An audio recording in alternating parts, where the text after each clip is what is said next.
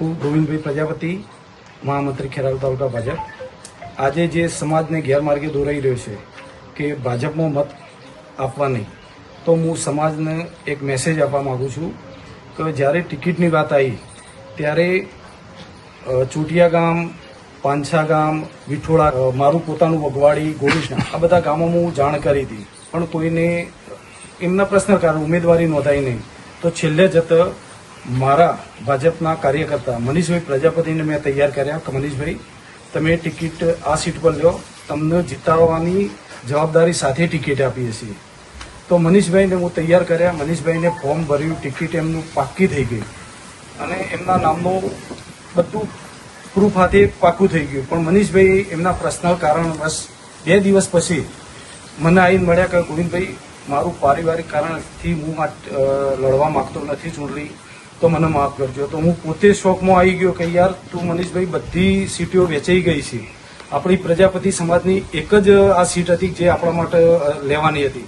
બીજા બધી જગ્યાએ આપણને ટિકિટ જે ઉમેદવારો તો નક્કી થઈ ગયા. તો તું યાર આવું કર્યું તો આ તો સમાજ માટે ને આપણા બધા માટે નુકસાનકારક છે. તો મનીષભાઈને ના પાડી. તો પછી આ ટિકિટ અમારે એમના જે નેક્સ્ટ ઉમેદવાર હતો એમને આપી અને અમે અમારું પૂરું કર્યું છે. બાકી સમાજના માટે ભાજપમાં કોઈ પેલું એ નહીં. હું મનીષ પ્રજાપતિ, અંબાવાડા મારું ગામ છે. દિલવાડા સીટનો સંયોજક છું હું. મને ભાજપ વાળો એક ટિકિટ મને બોલાવી, એવા બધું કમ્પ્લીટ થઈ ગયું. મારા ડોક્યુમેન્ટ બી બધા થઈ ગયા, વેરિફિકેશન થઈ ગયા, ઓકે થઈ ગયું. મારી સીટ કન્ફર્મ હતી. દિલવાડા સીટ ઉપર મારે લડવાનું હતું, પણ મેં મારા અંગતો કારણોસર મેં ના લડી શક્યો સીટ. એના કારણે હું માફી માંગુ છું સમાજની, કારણ કે હું મારા ભાજપની ટિકિટ મને હાલતા હતા પણ હું લડી ના શક્યો મારા અંગતો કારણોસર. અને મેં ગોવિંદભાઈને 2 દિવસ પછી ના પાડી.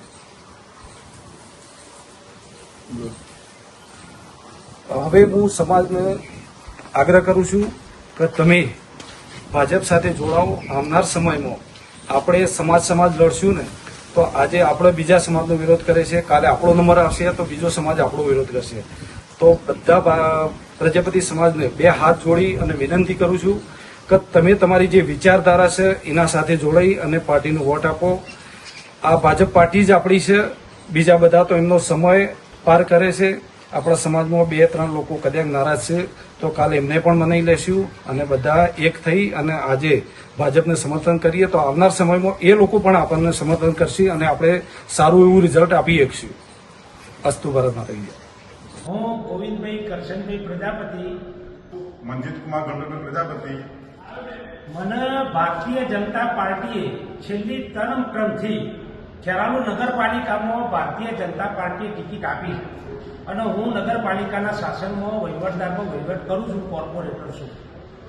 મહેસાણા નગરપાલિકામાં પણ ભારતીય જનતા પાર્ટીએ 6 જેટલા પ્રજાપતિ સમાજને ટિકિટ આપેલી છે. ગોઝારિયામાં જિલ્લા પંચાયતની પણ ટિકિટ આપેલી છે. અલગ અલગ તાલુકા પંચાયતમાં પણ ટિકિટ આપી છે. ખેરાલુમાં કમનસીબે 1-2 ઉમેદવાર તૈયાર કર્યા હતા, પણ સફળતા ના મળી અને ટિકિટ આપી શકાઈ નથી. પરંતુ જે દિવસે ભારતીય જનતા પાર્ટીની સરકાર નથી, આખા ગુજરાતમાં એક જ સીટ ભાજપની આવી હતી, ડોક્ટર A.K. પટેલ સાહેબની મહેસાણા. એ દાડે પણ આ સમાજનું ઉદ્ભવ સ્થાન પણ પ્રજાપતિ સમાજ છે. ભારતીય જનતા પાર્ટીને કાયમ બિલકુલ વફાદાર રહેલો સમાજ છે, જેને કહેવાય કે ભાજપ એટલે પ્રજાપતિની પાર્ટી. એટલે હું મારા પ્રજાપતિ સમાજને 2 હાથ જોડીને વિનંતી કરું છું કે આપણે બધા ભારતીય જનતા પાર્ટીમાં જોરદાર મતદાન કરી અને કોઈ ઉમેદવારમાં ના પડીએ અને માત્ર કમળ આપણો ઉમેદવાર એને જીતાડીએ, એ જ અભ્યર્થના.